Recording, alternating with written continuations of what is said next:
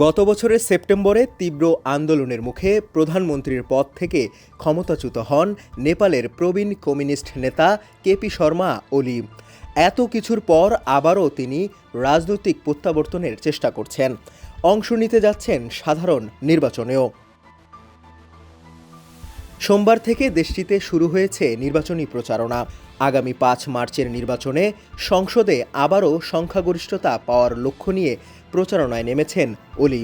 তার নেতৃত্বাধীন communist party of Nepal unified Marxist Leninist জয়ের আশায় জোর প্রচারণা চালাচ্ছে। আশা করছেন আগামী ৫ মার্চের নির্বাচনের মাধ্যমে আবারও ক্ষমতা ফিরে পাবেন তিনি।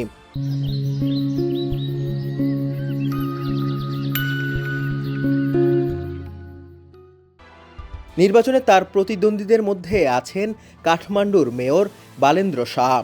আন্দোলনের পর তিনি তরুণদের মাঝে ব্যাপক জনপ্রিয়তা অর্জন করেন। অন্তর্বর্তী সরকারে তার নামও সুপারিশ করেছিলেন আন্দোলনকারীরা। নির্বাচনে প্রায় ১,৯০,০০,০০০ ভোটারের মধ্যে ৮ লাখই নতুন।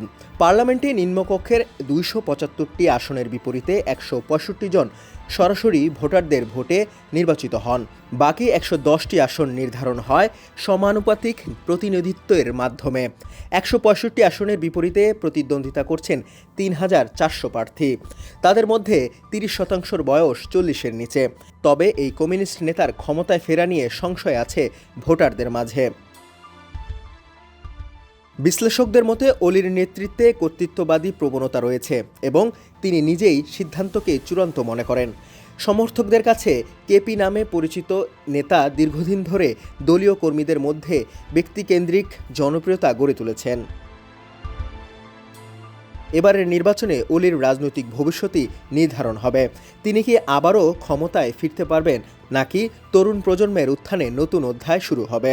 সেই প্রশ্ন এখন নেপালের রাজনীতিতে আলোচনার কেন্দ্রে। ডেস্ক রিপোর্ট, সমকাল।